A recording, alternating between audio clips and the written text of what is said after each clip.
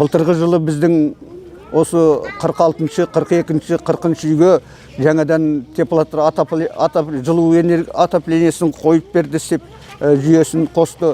Барлық биыл қыс жылы болып шықты үйіміз.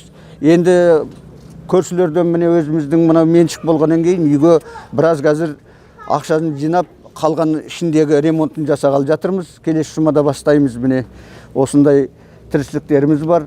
Ал енді айтатын болсам, міне келе жатқанда көрген шығарсыздар, Күршім мына Глубокий ауданының, Глубокий кентінің көшелерінің бәрінде қазір жылу жүйесінің құбырларын ауыстырып жатыр. Ол бұрынғы құбырлар ескірді, қазір жаңа құбырлар қойылып жатыр.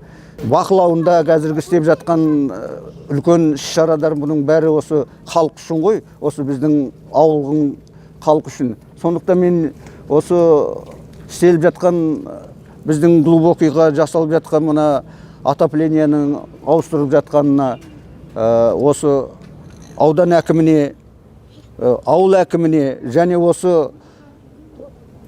мына құбырларды ауыстырып жатқан құрылысшыларға үлкен алғысымды айтамын өзімнің атынан, және мына осы біздің 46-шы, 42-ші үйдің атынан рахметімді айтамын.